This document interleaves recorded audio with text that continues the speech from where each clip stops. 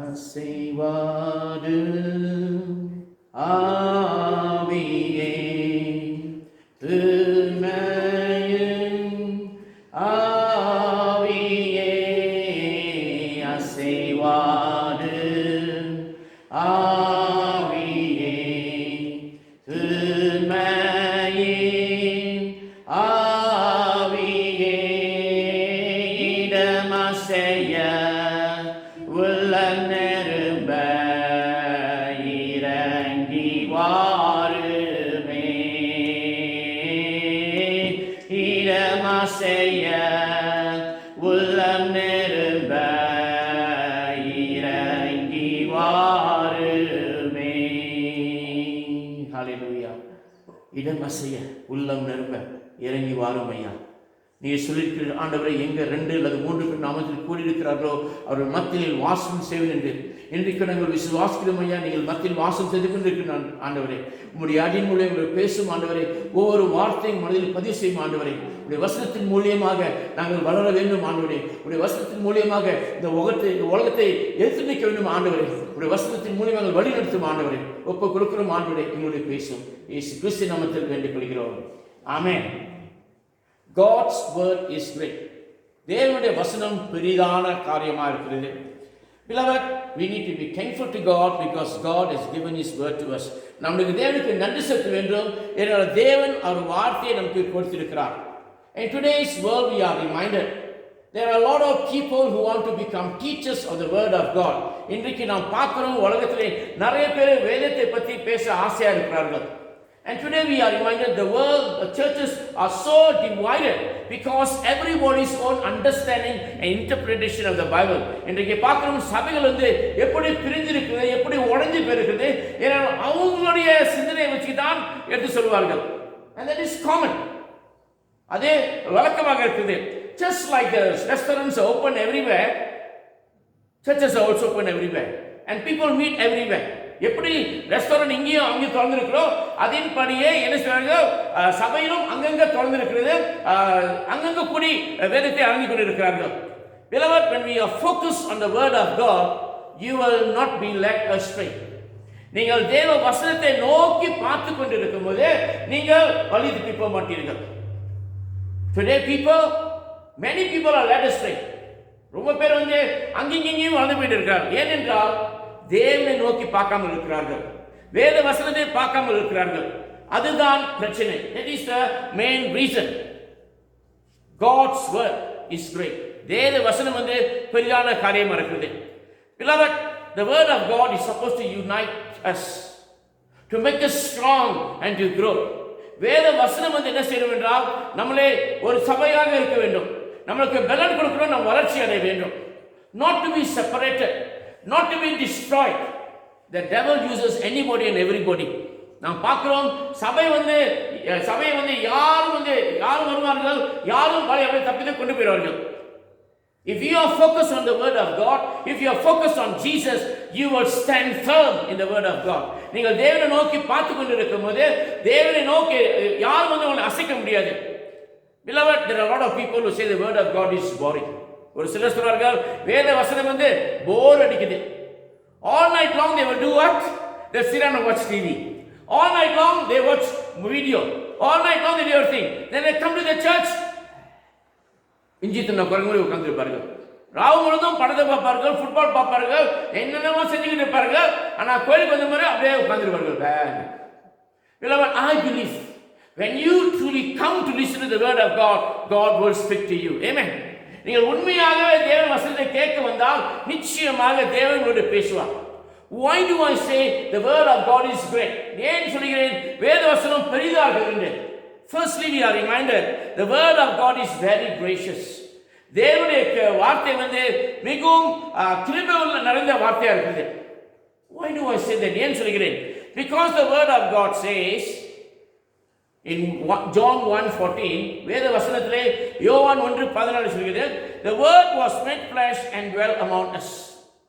வேத வசனம் மனிதனாக நம் மத்தியில் இருக்குது. God coming to dwell in our midst. தேவன் நம் மத்தியில் இருக்கிறார். We celebrate Christmas. Every year without fail. ஒரு வருஷம் என்ன செய்கிறோம்? கிறிஸ்மஸ் கொண்டாடுகிறோம். And this year they say Christmas will be very different. இந்த வருஷம் கிறிஸ்மஸ் ரொம்ப வித்தியாசம் இருக்கும். But Christ is not different. He is the same gracious God. Amen. ஆனால் கிறிஸ்மஸ் வந்து மாறலாம், ஆனால் இயேசு உண்மையுள்ள தேவன், மாறவே மாட்டார். Beloved, we are reminded Jesus is the gracious word. In John chapter 1 verse 1, in the beginning was the word, and the word was with God, and the word was with us. தேவவசனம் வந்து தேவனோடு இருந்தது, நம் மத்தியில் வந்து தங்குது. And you must know that.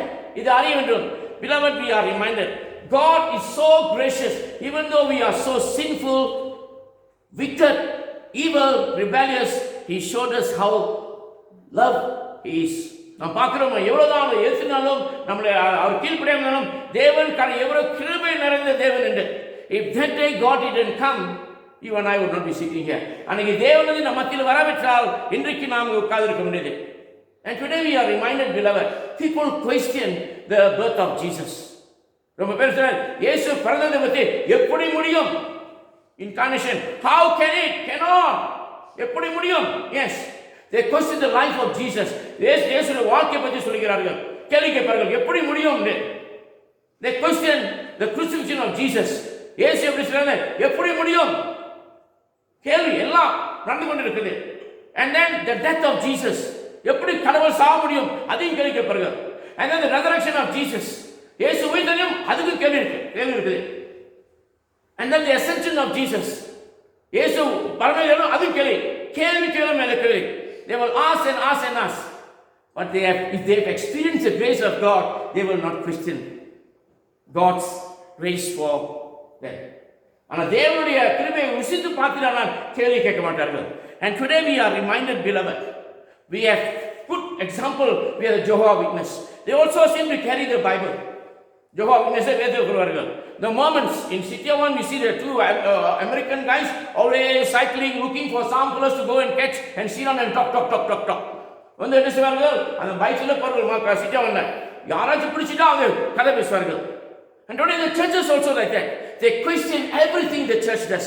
இன்னைக்கு வந்து கேட்டுக்கொண்டே இருப்பார்கள். It happens everywhere. But the minute they question on these 5 things, the birth, the life, the crucifixion, the resurrection, and the ascension of Jesus, keep away from them.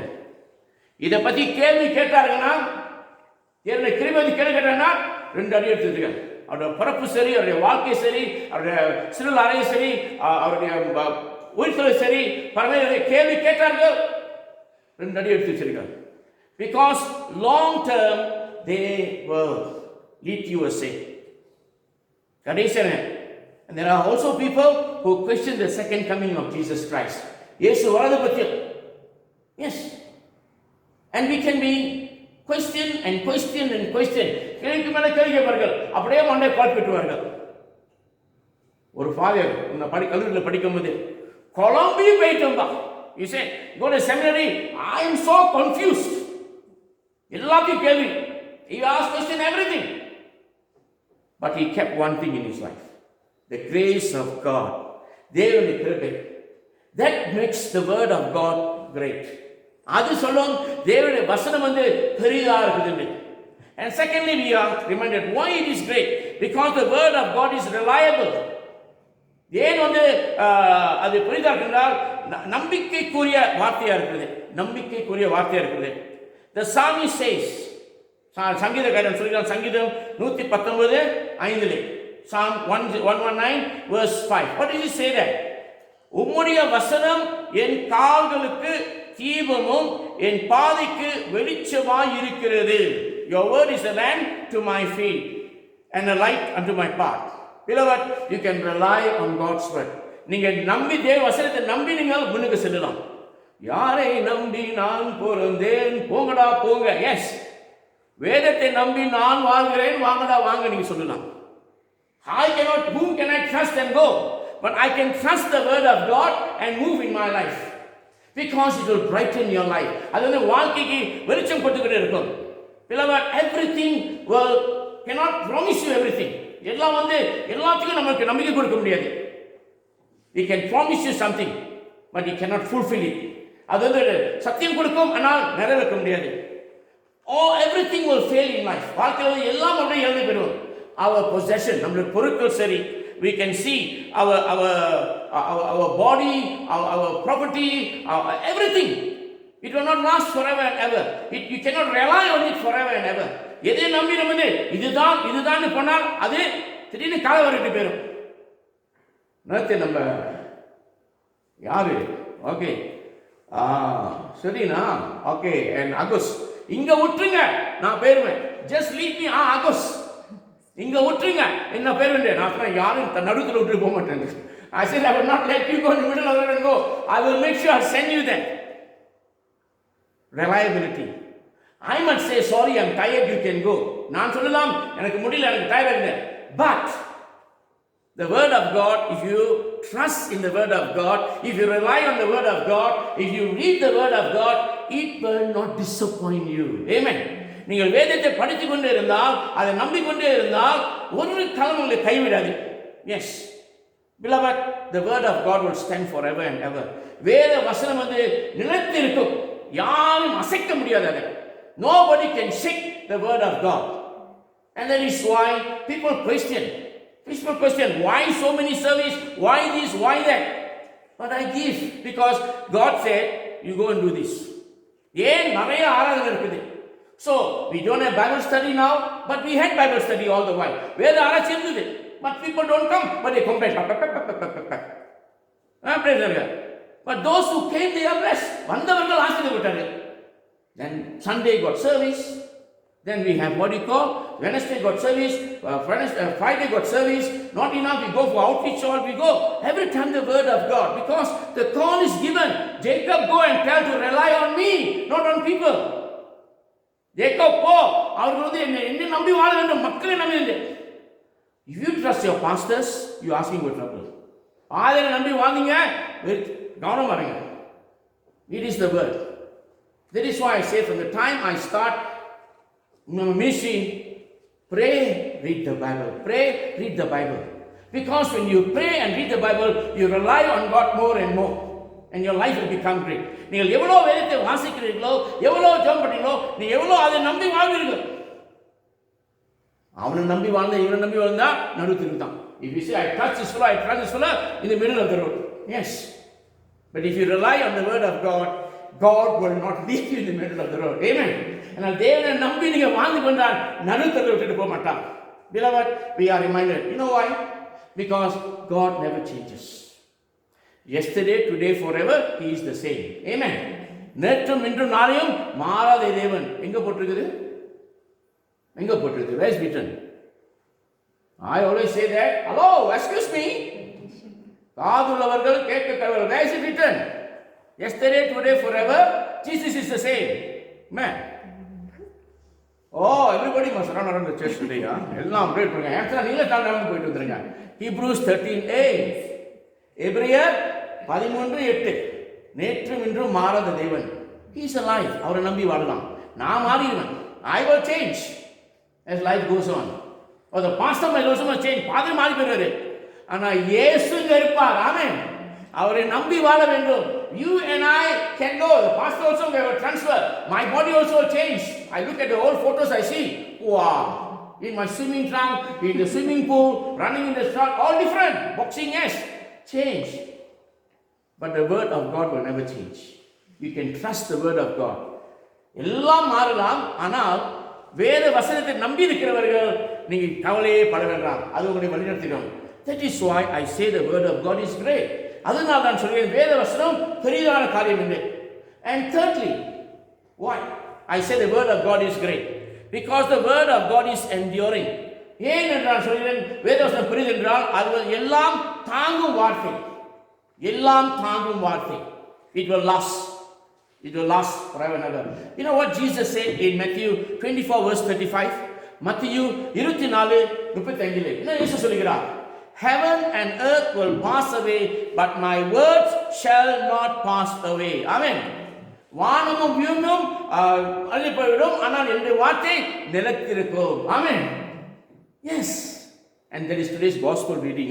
Our lectionary. நம்ம வசனத்திலே வந்து அங்க போட்டிருக்குது. It will not pass away. Endure forever and ever. And we are reminded.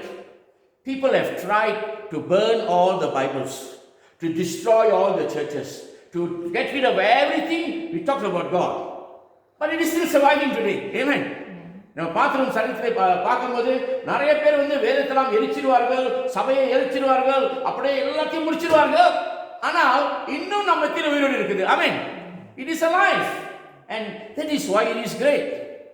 Nobody will last forever and ever.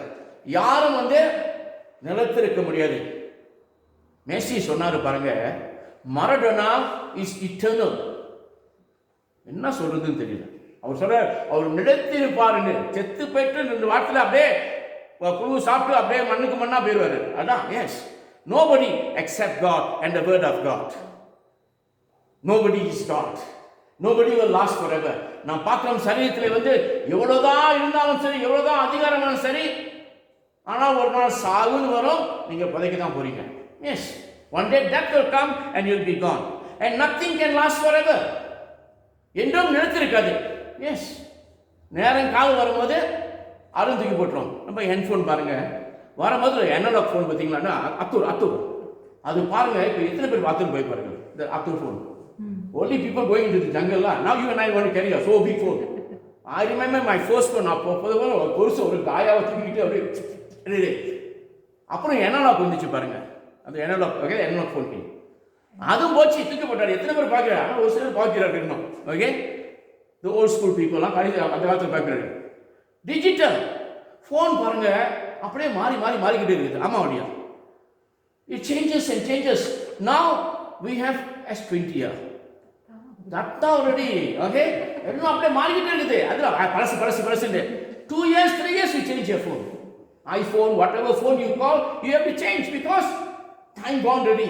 அதே மாதிரி காரியம் சரி, cars also same, everything, this TV or the mic or everything, it will not endure, it will be gone. எல்லாம் அப்படி போயிடும். ஆனா வேத வசனமும் சரி நிலைத்திருக்கும். Amen. The word of God will last forever and ever. We have seen books written, Chronicles of Narnia, so thick book, you know. Even Christians பாருங்க, அந்த Chronicles of Narnia பாருங்க, அவ்வளோ தடி புக்கை அப்படியே அப்படியே படிச்சுக்கிட்டே இருப்பார்கள். ஸ்டடீஸ் ரீட் படிச்சுக்கிட்டே. வேதத்தை படிச்சியா? No time. வேதத்தை படிச்சா did it the word of God? No time. But that was all gone. People will throw it away after some time. When you go to primary school, primary 1 படிக்கும் போது standard 2 போகும்போது பார்ப்பீங்க அந்த புக்கை. Do you use the standard book? No, isn't it? After primary, you go to secondary, you use the primary book or no? You will either throw it away or give it away. The primary, secondary, தூக்கி போட்டுருவோம். Then you go to college or university. What do you do with the secondary book? என்ன செய்வோம்? அதை தூக்கி போட்டுருவோம். We'll throw it away. After university, what happens? It will all be there, sitting in the, what do you call, in the shelf. அப்படியே அழகாக அடிச்சிருக்கும். யாச்சும் தேவைப்படுறது நோண்டுவோம். நானும் நோண்டிக்கிட்டு தான் இருக்கேன். எல்லாத்தையும் வார்த்தையெல்லாம் சரியாக வருதுன்ட்டு. I do that. But the word of God, you don't change it. You don't change. It will endure forever. அன்னைக்குள்ளும் சரி, இன்னைக்கும் சரி, நாளைக்கும் சரி, 10 வருஷம் 20 வருஷம் அப்படியே நிறுத்திருக்கும். Yes.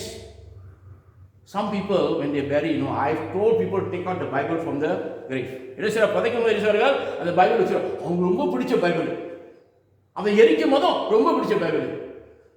See, they want to burn the Bible and to bury the Bible. At least you give to somebody, that person who can read and be safe. This Bible has saved his life. இந்த வார்த்தை அவருக்கு காப்பாத்திருக்குது. I've told people, don't put it there. It's the everlasting word. It will last forever and ever. So நம்ம வேத வசனத்தை நம்பி நாம் வாழ வேண்டும். Beloved, we are reminded, it has lasted for thousands of years. 1000 வருஷத்துக்கு மேல அப்படியே நிலைத்திருக்கிறது. Yes, God's word is eternal. The psalmist says in Psalm 119, 160. சங்கீதம் 119, 160 வசனம். அது நிலைத்திருக்கிற வசனம் என்று. And that's just what Isaiah also said in Isaiah 40 verse 8. ஏசாயா 48 சொல்றார், நிலைத்திருக்கிறோம் என்று. Beloved, everything will change and we have to throw it away. எல்லாம் நேரம் காலம் தூக்கி போடுவோம். எல்லாம் தூக்கி போடுவோம். ஆனால் வேத வசனத்தை தூக்கி போடக்கூடாது. அது நிலைத்திருக்கும். நீங்க தூக்கி போட்டாலும் அது நிலைத்திருக்கும். Whatever you do, the word of God will still still what you call will last forever and ever. Whether you live or die, the word of God will live forever. நீ இருக்கிறீங்களோ மரண வேத வசனம் நிலைத்திருக்கும். ஆமென். That is why it is great. அதனால தான் அது பெரிதா இருக்குது. And finally, why the word of God is great? ஏன் வேத வசனம் வந்து பெரிதுன்னு சொல்கிறேன்? Because it will be very timely. அது சரியான நேரத்தில் உங்களோடு பேசும் வார்த்தை. It will speak to you on time. Okay? Very timely. Beloved, the word of God comes to us to remind us of God's presence and protection at the time when we are need. வேத வசனம் வந்து அது வரும் நம்மளுக்கு என்ன செய்யும்? நம்மளுக்கு பாதுகாக்கிறதுக்காக, நம்மளுக்கு ஆலோசனை கொடுக்கிறதுக்காக. When COVID-19 came, COVID-19 வந்தது in March, what was the most famous psalm everybody used? சங்கீதம். என்ன சங்கீதம்? 91, Psalm 91. It spoke to us, isn't it? அது பேசுச்சா இல்லையா? I have a lot of people who say, Father Jacob, why you send this? Ashtikan, why you send this? Pastor, why you send this? Because that was the psalm for me personally. When I was in the front fighting the communists, it spoke to me. It brought me life and gave me encouragement. Now, it's not only to me, to many of us. The Lord speaks to us. அந்த நேரத்தில் தேவன் நம்மளோட பேசுவார். The Lord is my shepherd. கர்த்தரின் மேய்ப்பராய் இருக்கிறார். When you read it, Psalm 23, yeah? The Lord is my light and my salvation, whom shall I fear? கர்த்தரின் வெளிச்சமா இருக்கிறார், எதுக்கு நான் பயப்படுறேன்? Psalm 27. It will speak very timely. கர்த்தர் மேல் பாரத்தை வைத்து விடு. Psalm 1 Peter chapter 5 verse 7. Okay, 1 பேதுரு 5:7. Surrender, cast all your cares. When you cast all your cares and you see God's words become alive. நீங்கள் எல்லாத்தையும் ஒப்பு கொடுக்கும் போது தேவனுக்கு அது உயிரோடு இருக்கும். Beloved, God's word is very effective when you really take the word of God into your heart. நீங்கள் வசனத்தை வந்து மனதில் இருக்கும்போது, பேசும்போது, வேதத்தை படிக்கும்போது தேவன் பேசுவார். When I was going through some very difficult times, ரொம்ப கஷ்டமான நேரத்தில் இருக்கும்போது நான் காலையில் எழுந்து கோயிலுக்கு போய் ஜெபம் பண்ணுவேன். I go to the church and I will read the word of God. Nobody in the church says the Holy Spirit, 5:30, 6 o'clock in the morning, those days. I go every day. My mother also worried. அம்மாவோட எங்கடா போகிறான், காலையில் எழுந்து போகிறான். So I read the word of God, the Psalms loudly, and I cry, and God spoke to me. கடவுள் பேசுவார் என்னோட. That's when I begin to listen to God. அப்பதான் நான் கடவுள் கேட்டுனேன். And God speaks. It is not dead word, it's a living word. செத்து போன வசனம் அல்ல, ஆனா உயிருள்ள வசனம். Yes. If you allow God to speak to you, he will speak to you. நீங்கள் தேவனுடைய ஆண்டவரே பேசுன்னு சொல்லும்போது நிச்சயமாக பேசுவார். காதலாம் ஒத்துக்கிட்டு பேசுன்னு சொன்னா பேச முடியாது. Yes. You just close your ears and then God speak to me, God can speak to you. When you allow your mind to travel all over the place, எல்லா இடத்தையும் சுத்திக்கிட்டு இருக்கும்போது பேச முடியும், கேட்க முடியாது. தேவ வசனம் பெரிது ஏனென்றால் உயிருள்ள வசனம். ஆமென். It is great because it's a living word. Beloved, the word of God can comfort you. வேத வசனங்கள் ஆறுதல் கொடுக்கும். I can come and give some words of comfort and go away. நான் வந்து உங்களுக்கு ஆறுதலான வார்த்தை சொல்லி போயிடலாம், நான் போயிடுவேன். ஆனால் தேவன் வார்த்தை உங்களோடு இருக்கும். ஆமென். அது வசனம் உங்களோடு இருக்கும். That is why the call is to read the word of God. I go through many challenges, very difficult times, many times. But what has kept me going? What keeps me standing here to preach the word of God? It is the word of God. வாழ்க்கையில் சொல்லும்போது போராட்டம், கஷ்டம், பிரச்சனை எல்லாம் வந்து கொண்டு இருக்கும். ஆனால் எது வந்து எனக்கு இந்த நின்று ஒரு வசனம் சொல்ல பேச முடியுது? வேத வசனம். Any one of us. It's not because I'm the priest. Father இல்ல. Anybody and everybody. If you read the word of God, it will become alive in you. நீங்கள் வேத வசனம் உண்மையாக படிக்கும்போது அது உங்கள் உயிர் இருக்கிறது. No matter who the preacher is, யார் அந்த பாதையா முக்கியம் இல்லை, வார்த்தை தான் முக்கியம். The word of God is most important. Some people would say, if this pastor only preach, I will go to church. You better not go to church, because you're not going to listen to the word of God, you will listen to the pastor. இந்த pastor பிரசங்கம் பண்ணா நானும் கோயிலுக்கு போவேன். நீங்க போவாதீங்க கோயிலுக்கு, வீட்டிலே உங்க சாவுங்க. ஏனென்றால் நீங்க தேவ வசனத்தை கேட்க போல பாதியில பேசுறதுக்கு போறீங்க. Lot of people travel far and wide. Oh, this pastor comes, the church will be packed. இந்த பாதியில தான் நல்லா இருக்கும். But don't go to the church because of the pastor. You go to the church because you want to worship God and to listen to the word of God. நீங்கள் கோயிலுக்காக பாதலுக்காக போகக்கூடாது. ஆனால் தேவனை துதிக்க போகிறேன், வசனத்தை கேட்க போகிறேன் போகணும். கடவுள் பேசுவார். Beloved, we are reminded of this over and over again. The word of God is very timely for each and every one of us. வேத வசனம் நம்மளுடைய பேசிக்கொண்டே இருக்கும். Dear beloved in Christ, the word of God is great. வேத வசனம் பெரிதான வசனம். It reminds us of God's grace. தேவனுடைய கிருபை பற்றி நம்ம சொல்கிறது. It reminds us that we can trust the word of God. நமக்கு என்ன சொல்றோம்? அதை நம்பி நாம் வாழலாம். வேத வசனத்திலிருந்து It reminds us that it has endured all these years and will endure forever. அது சொல்கிறது இத்தனை வருஷம் நிலைத்திருந்திருக்குது, இன்னும் நிலைத்திருக்கும் என்று. It reminds us that God will speak to us in whatever situation we are, wherever we are. நாம் எந்த நிலைமையில் இருந்தாலும் சரி, எங்க இருந்தாலும் சரி, அது நம்மோடு பேசும். I didn't choose this topic for today. Last month I gave. போன மாசமே கொடுத்துட்டேன் topic. But God is the reason. கடவுளுக்கு ஒரு காரணம் இருக்குது. Don't get carried away with what the world teaches you, but get carried away what the word of God really says to you. மக்கள் எல்லாம் சொல்லலாம், அவங்களுக்கு சொல்லாம தேவனை நோக்கி நாம் பின்தொடரும். நிச்சயமாக தேவனுடைய கிருபையின் மூலம் வழிநடத்தி கொண்டே இருப்பார். It is great because it is the living word of God. ஏன் பெரிது? ஏனென்றால் அது உயிருள்ள வசனமாக இருக்கிறது. Beloved, we need the word of God to move in life. Read the Bible, pray every day. வேதத்தை வாசிங்கள், ஜெபம் பண்ணுங்கள். And we need the Holy Spirit to guide us. பரிசுத்த ஆவி நமக்கு தேவை. நம்மத்தில் இருக்கிறார் பரிசுத்த ஆவி. நிச்சயமாக நம்மளுக்கு பலன் கொடுப்பார், அறிவு கொடுப்பார், ஞானத்தை கொடுப்பார். அவரை நாம் வரவழைப்போம் முழு மனதோடு. Let us welcome him into our hearts. It is around us. நம் மத்தியில் இருக்கிறார். ஆண்டவரே வாரும் ஐயா, ஆவியானவரே வாரும் ஐயா நாம் பாடுவாங்க. நிச்சயமாக தேவன் நம்முடைய ஆசீர்வாதத்தை வழிநடத்தி கொண்டே இருப்பார். ஹல்லேலூயா, ஹல்லேலூயா, ஹல்லேலூயா, ஹல்லேலூயா. ஆவியானவரே, அன்பின் ஆவியானவரே, இப்போ வாரும், இறங்கி வாரும் எங்கள் மத்தியிலே. இப்போ வாரும், இறங்கி வாரும் எங்கள் மத்தியிலே. ஆவியானவரே,